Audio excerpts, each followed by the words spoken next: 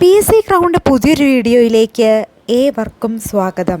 ഇന്നത്തെ ക്ലാസ്സിൽ നമ്മൾ പ്രീ പ്രൈമറിക്ക് വേണ്ടി പഠിക്കാൻ പോകുന്ന ടോപ്പിക്കാണ് വിവിധ തരം മൂല്യനിർണ്ണയങ്ങളെക്കുറിച്ചിട്ട്. അപ്പോൾ നമ്മൾ കുറേ ക്ലാസ്സുകളായിട്ട് ഈ ഒരു പ്രീ പ്രൈമറിക്ക് വേണ്ടി സിലബസ് ബേസ്ഡ് ക്ലാസ്സുകൾ ചെയ്തു പോകുന്നതാണ്. അപ്പോൾ അത്യാവശ്യം നല്ല രീതിയിലുള്ള സിലബസ് ബേസ്ഡ് ക്ലാസ്സുകൾ നമ്മൾ ചെയ്തിട്ടുണ്ട്. അപ്പോൾ നിങ്ങൾ ആദ്യമായിട്ട് ചാനൽ കാണുന്ന കൂട്ടുകാരുണ്ടെങ്കിൽ സബ്സ്ക്രൈബ് ചെയ്ത് സപ്പോർട്ട് ചെയ്യണം. അതുപോലെ പ്രീ പ്രൈമറിക്ക് പഠിക്കുന്ന ഉദ്യോഗാർത്ഥികൾക്ക് വേണ്ടിയിട്ട് നമ്മൾ ക്വസ്റ്റ്യൻ ബാങ്ക് സെറ്റും 20 മോഡൽ എക്സാമും സെറ്റ് ചെയ്തിട്ടുണ്ട്. അപ്പോൾ ഇത് പഠിച്ചു കഴിഞ്ഞ ഉദ്യോഗാർത്ഥികളുണ്ടായിരിക്കാം, ഇനി പഠിക്കാനിരിക്കുന്നവരുണ്ടായിരിക്കാം.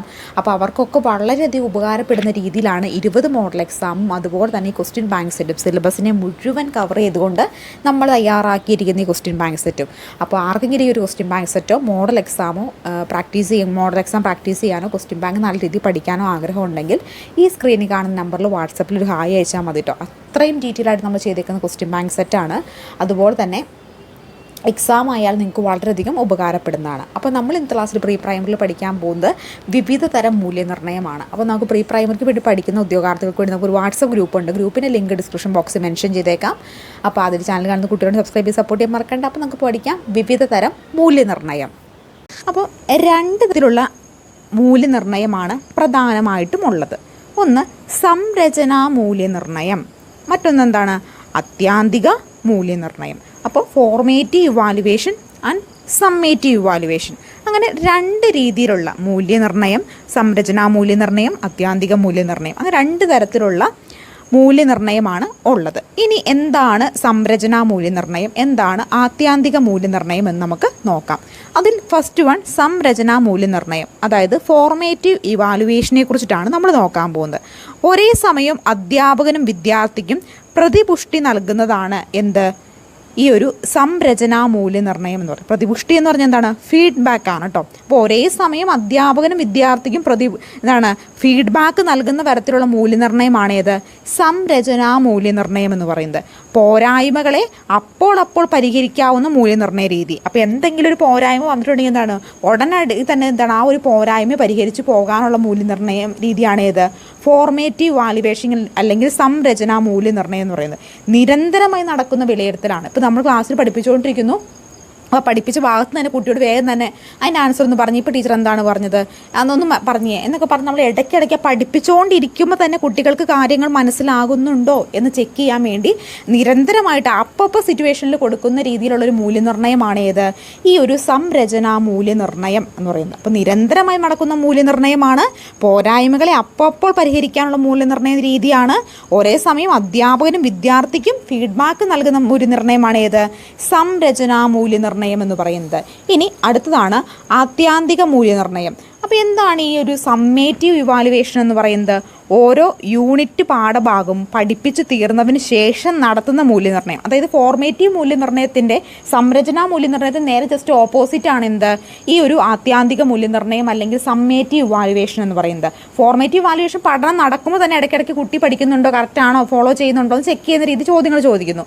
പക്ഷേ ഈ ഒരു സമ്മേറ്റീവ് ഇവാലുവേഷൻ എന്ന് പറയുന്നത് എന്താണ് ഒരു യൂണിറ്റ് പഠിപ്പിച്ച് കഴിഞ്ഞതിന് ശേഷം അതിൽ നിന്ന് മൂല്യനിർണ്ണയം നടത്തുന്നു. നേരത്തെ ആണ് പഠിക്കുന്നതിന് ഇടയ്ക്കിടയ്ക്ക് ഒരു യൂണിറ്റിൻ്റെ ഇടയ്ക്കിടയ്ക്ക് ചോദ്യങ്ങൾ ചോദിക്കുന്നെങ്കിൽ ഒരു യൂണിറ്റ് അവസാനിച്ചതിന് ശേഷം ആ കുട്ടിക്ക് യൂണിറ്റ് മനസ്സിലായിട്ടുണ്ടോ എന്ന് ചെക്ക് ചെയ്യുന്ന രീതി. വിദ്യാർത്ഥിയുടെ മൊത്തത്തിലുള്ള പ്രകടനമാണ് ഇവിടെ വിലയിരുത്തുന്നത്. വിദ്യാർത്ഥികളുടെ മൊത്തത്തിലുള്ള പ്രകടനം വിലയിരുത്തുന്നു. ഓരോ അധ്യയനത്തിൻ്റെയോ ഒരു ടേമിൻ്റെയോ കോഴ്സിൻ്റെയോ അന്ത്യത്തിൽ നടത്തുന്ന മൂല്യനിർണ്ണയം. ഒരു അധ്യയന വർഷം, അതായത് ഒരു വർഷം ഒരു കോഴ്സ് അവസാനിക്കുമ്പോഴോ അല്ലെങ്കിൽ ഒരു യൂണിറ്റ് അവസാനിക്കുമ്പോഴോ അല്ലെങ്കിൽ ഒരു ടേം അവസാനിക്കുമ്പോഴോ അല്ലെങ്കിൽ ഒരു കോഴ്സ് അവസാനിക്കുമ്പോഴോ ഒക്കെയാണ് നടത്തുന്നത്? ഈ ഒരു ആത്യാന്തിക മൂല്യനിർണ്ണയം അല്ലെങ്കിൽ സമ്മേറ്റീവ് ഇവാലുവേഷൻ നടത്തുന്നത്. ഗ്രേഡുകൾ നൽകാനും ഉയർന്ന ക്ലാസ്സിലേക്ക് പ്രമോഷൻ നൽകാനും ഉപയോഗിക്കുന്ന രീതി ഏതാണ്? അത് ആത്യാന്തിക മൂല്യനിർണ്ണയമാണ്. കാരണം എന്താണ്? അവസാനിക്കുമ്പോൾ, അതായത് ഒരു സെമസ്റ്റർ അവസാനിക്കുമ്പോഴൊക്കെയാണ് ഈ മൂല്യനിർണ്ണയം നടത്തുക. അപ്പോൾ ആ കുട്ടിയെ ഫോർ എക്സാമ്പിൾ 5ാം ക്ലാസ് പഠിക്കുന്ന പരീക്ഷ നടത്തുന്നു, എന്നിട്ട് പിന്നെ ആ കുട്ടിയുടെ മാർക്ക് അനുസരിച്ചിട്ടായിരിക്കും 6ാം ക്ലാസ്സിലേക്ക് കുട്ടി ജയിക്കുകയോ വേണ്ടയോ എന്നൊക്കെ ആ ഒരു മാർക്കിൻ്റെ അടിസ്ഥാനം തീരുമാനിക്കുന്നത്. ഇതെന്ത് ചെയ്യുന്നു? ഘട്ടം ഘട്ടമായിട്ടാണ് ഈ ഒരു വിലയിരുത്തൽ നടക്കുന്നത് അല്ലേ? അപ്പോൾ ഘട്ടം ഘട്ടമായിട്ട് വിലയിരുത്തി നടക്കുന്നു. ഫോർമേറ്റീവ് ഇവാലുവേഷൻ എന്താണ്? ഇടയ്ക്കിടയ്ക്ക്, അതായത് കുട്ടി പഠിച്ചുകൊണ്ടിരിക്കുമ്പോൾ തന്നെ കുട്ടിയുടെ ഇടയ്ക്കിടയ്ക്ക് കറക്റ്റായിട്ട് കാര്യങ്ങൾ മനസ്സിലാകുന്നുണ്ടോ എന്ന രീതിയിൽ ചോദ്യങ്ങൾ ചോദിക്കുന്ന രീതി. പക്ഷേ സമ്മേറ്റീവ് ഇവാലുവേഷൻ അല്ലെങ്കിൽ ആത്മീയ ഇവാലുവേഷൻ എന്താണ്? ഒരു കോഴ്സിൻ്റെ അവസാനമോ ഒരു സെമസ്റ്ററിൻ്റെ അവസാനമോ അല്ലെങ്കിൽ യൂണിറ്റിൻ്റെ അവസാനമോ ഒക്കെ കുട്ടി പഠിക്കുന്നത് കറക്റ്റായിട്ട് ഫോളോ ചെയ്ത് പോരുന്നുണ്ടോ എന്നറിയാൻ വേണ്ടി ഒരു വിലയിരുത്തൽ നടത്തുന്ന ഈ രീതി. ഇനി മൂല്യനിർണ്ണയ ഉപകരണങ്ങൾ ഏതൊക്കെയാണ് നമുക്ക് നോക്കാം. പലതരത്തിലുള്ള മൂല്യനിർണ്ണയ ഉപകരണങ്ങളുണ്ടല്ലേ, ഇത് ഓരോന്നും എന്തൊക്കെയാണ് നോക്കാം. ഫസ്റ്റ് വൺ ചെക്ക് ലിസ്റ്റ് ആണ്. കുട്ടികളുടെ വ്യക്തിത്വ സവിശേഷതകൾ വിലയിരുത്താനുള്ള ഒരു ദ്വിമാന പട്ടിക. കുട്ടികളുടെ വ്യക്തിത്വ സവിശേഷതകൾ വിലയിരുത്താനുള്ള ഒരു ദ്വിമാന പട്ടികയാണ് എന്ന് പറയുന്നത് ചെക്ക് ലിസ്റ്റ് എന്ന് പറയുന്നത്. അടുത്താണ് റേറ്റിംഗ് സ്കെയിൽ. എന്താണ് റേറ്റിംഗ് സ്കെയിൽ?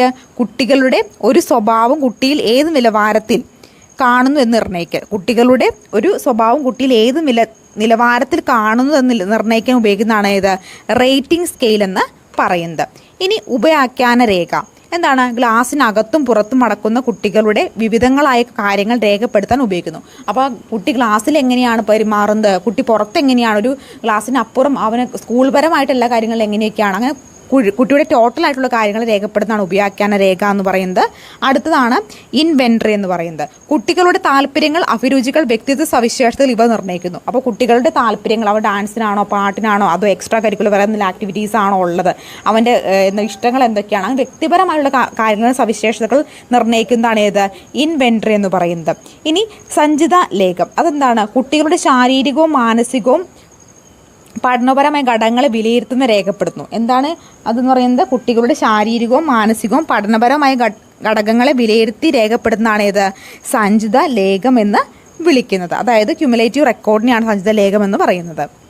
ഇനി ശോധകങ്ങളെയാണ് നമ്മൾ നോക്കാൻ പോകുന്നത്. അപ്പോൾ പലതരത്തിലുള്ള ശോധകങ്ങൾ എന്ന് പറഞ്ഞാൽ എന്താണ്? ടെസ്റ്റുകളാണ്. അപ്പോൾ വാചിത ശോധകമുണ്ട്, നിർവഹണ ശോധകമുണ്ട്, ലിഖിത ശോധകമുണ്ട്. വാചിത ശോധകം എന്ന് പറഞ്ഞാൽ എന്താണ്? ഓറൽ ടെസ്റ്റിനെയാണ് വാചിത ശോധകം എന്ന് വിളിക്കുന്നത്. ലിഖിത ശോധകം എന്താണ്? നമ്മൾ റൈറ്റ് ചെയ്യുന്നത് എഴുതുന്ന ടെസ്റ്റാണ് ഏത് ലിഖിത ശോധകം. ഇനി നിർവഹണ ശോധകം എന്താണ്? പെർഫോമൻസ് ടെസ്റ്റിനെയാണ് നിർവഹണ ശോധകം എന്ന് വിളിക്കുന്നത്. ഇനി എന്താണ് ശോധകം എന്ന് നമുക്ക് നോക്കാം. ഒരു ബോധന പ്രക്രിയ നടക്കുന്ന സമയത്തോ അതിനുശേഷമോ പഠിതാക്കളിൽ നിന്നും ഉദ്ദേശ പ്രതികരണം ലഭ്യമാക്കുന്നതിനുള്ള ചോദ്യാവലി. ബോധക പ്രക്രിയ നടത്തുന്ന സമയത്തോ അതിനുശേഷമോ പഠിതാക്കളിൽ നിന്ന് ഉദ്ദേശിച്ച പ്രതികരണങ്ങൾ ലഭ്യമാക്കുന്നതിനുള്ള ചോദ്യാവലിയാണ് എന്ന് വിളിക്കുന്നത് ശോധകങ്ങൾ എന്ന് വിളിക്കുന്നത്. പരീക്ഷകനും വിദ്യാർത്ഥിയും തമ്മിലുള്ള സംഭാഷണത്തെ അടിസ്ഥാനമാക്കി വിദ്യാർത്ഥിയുടെ കഴിവ് വിലയിരുത്താൻ ഉപയോഗിക്കുന്ന ഒരു മൂല്യനിർണ്ണയ ഉപാധിയാണ് വാചിക ശോധകം എന്ന് വിളിക്കുന്നത്. ഓറൽ ടെസ്റ്റ് എന്താണ്? പരീക്ഷകനും വിദ്യാർത്ഥിയും തമ്മിലുള്ള സംഭാഷണത്തെ അടിസ്ഥാനമാക്കി വിദ്യാർത്ഥിയുടെ കഴിവ് വിലയിരുത്താൻ ഉപയോഗിക്കുന്ന ഒരു മൂല്യനിർണ്ണയ ഉപാധി. എന്തെന്ന് അവർ സംസാരിക്കുന്നു, അത് ഒരു ക്വസ്റ്റ്യൻ ചോദിക്കുന്നു, അധ്യാപകൻ ചോദിക്കുന്നു, കുട്ടി അതിന് മറുപടി പറയുന്നു, കുട്ടി മറുപടി പറഞ്ഞുമായി ബന്ധപ്പെട്ട് അധ്യാപകൻ വീണ്ടും കുട്ടിയോട് ചോദിക്കുന്നു, കുട്ടി വീണ്ടും അതിന് മറുപടി പറയുന്നു. അപ്പോൾ ഇങ്ങനെയാണ് അവരൊരു ഓറലായിട്ടാണ് അവിടെ എന്ത് നടക്കുന്നത്? അവിടെ ഒരു ടെസ്റ്റ് നടക്കുന്നത്. വാചക ശോധകത്തിൻ്റെ പ്രധാന ലക്ഷ്യം ചിട്ടയോടെയും സമർത്ഥമായും അറിവ് അവതരിപ്പിക്കാനുള്ള വിദ്യാർത്ഥികളുടെ കഴിവ് വിലയിരുത്തുക എന്നതാണ്. എന്താണ് ഈ ഒരു വാചക ശോധകത്തിൻ്റെ ഉദ്ദേശം? എന്താണ് വാചക ശോധനത്തിൻ്റെ പ്രധാന ലക്ഷ്യം? ചിട്ടയോടും സമർത്ഥമായും അറിവ് അവതരിപ്പിക്കാനുള്ള വിദ്യാർത്ഥിയുടെ കഴിവ്. അതായത് ഒരു കുട്ടിയോട് ചോദ്യം ചോദിക്കുന്നു, ആ ചോദ്യത്തിൽ ആ ഒരു ചോദ്യം മനസ്സിലാക്കി വിദ്യാർത്ഥി അതിന് സ്പെസിഫൈ ആയിട്ട് ആ കറക്റ്റ് ആൻസർ ആ കുട്ടിക്ക് നല്ല സമർത്ഥമായിട്ട് സാമർത്ഥ്യത്തോടു കൂടി പറയാൻ സാധിക്കുന്നുണ്ടോ? അതാണ് എന്ത് ടെസ്റ്റ് ചെയ്യുന്നത്? ഈ ഓറൽ ടെസ്റ്റിലൂടെ അധ്യാപകൻ നോക്കുന്നത്. ഇനി വിദ്യാർത്ഥികൾ അവരുടെ അറിവുകൾ, കഴിവുകൾ എന്നിവ ആധികാരിക പ്രശ്നങ്ങളിൽ എത്ര നന്നായി ഉപയോഗിക്കുന്നു എന്ന് മനസ്സിലാക്കാൻ ഉപയോഗിക്കുന്ന മൂല്യനിർണ്ണയ രീതിയാണ് നിർവഹണ ശോധകം എന്ന് വിളിക്കുന്നത്. അപ്പോൾ എന്താണ് നിർവഹണ ശോധകം എന്ന് പറഞ്ഞാൽ? അത് പെർഫോമൻസ് ടെസ്റ്റ്. വിദ്യാർത്ഥികൾ അവരുടെ അറിവുകൾ, കഴിവുകൾ എന്നിവ ആധികാരിക പ്രശ്നങ്ങളിൽ എത്ര നന്നായി പ്രയോഗിക്കുന്നുവെന്ന് മനസ്സിലാക്കുവാൻ ഉപയോഗിക്കുന്ന മൂല്യനിർണ്ണയ രീതി ഏതാണെന്ന് വെച്ചിട്ടുണ്ടെങ്കിൽ ഏതാണ്? നിർവഹണ ശോധകം അല്ലെങ്കിൽ പെർഫോമൻസ് ടെസ്റ്റാണ്. ഇനി വിദ്യാർത്ഥി ചില ചോദ്യങ്ങൾക്ക് രേഖാമൂലം ഉത്തരം നൽകുന്നതോടെ നടത്തുന്ന മൂല്യനിർണ്ണയ രീതി ഏതാണ്? ലിഖിത ശോധകമാണ്. അപ്പോൾ വിദ്യാർത്ഥി ചില ചോദ്യങ്ങൾക്ക് രേഖാമൂലം അതായത് എഴുത്തിലൂടെ എന്താണ് ഉത്തരം നൽകുന്ന രീതിയാണ് ഏത്? ലിഖിത ശോധകം അല്ലെങ്കിൽ റിട്ടേൺ ടെസ്റ്റ് എന്ന് വിളിക്കുന്നത്. ഇനി ഒരു നല്ല ശോധകത്തിൻ്റെ എന്താണ് ഗുണങ്ങൾ ഏതൊക്കെയാണ് നമുക്ക് നോക്കാം. ഒന്ന് സാധുത, വിശ്വസ്തത, പ്രായോഗികം, വസ്തുനിഷ്ഠം, വിവേചന ശേഷി, ഉദ്ദേശാധിഷ്ഠിത സ്വഭാവം, സമഗ്രത, താരതമ്യക്ഷമത, പ്രയോജനക്ഷമത. ഇത്രയുമാണ് എന്ത് ഒരു നല്ല ശോധകത്തിൻ്റെ ഗുണങ്ങൾ. ഇതാണ് സാധുത, വിശ്വസ്തത, പ്രായോഗികം, വസ്തുനിഷ്ഠത, വിവേചനശേഷി, ഉദ്ദേശാധിഷ്ഠിത സ്വഭാവം, സമഗ്രത, താരതമ്യക്ഷമത, പ്രയോജനക്ഷമത. ഇത്രയുമാണ് ഒരു നല്ല രീതിയിലുള്ള ശോധകത്തിൻ്റെ ഗുണങ്ങൾ എന്ന് പറഞ്ഞാൽ. അപ്പോൾ ശോധകം എന്ന് പറഞ്ഞാൽ എന്തായിരുന്നു?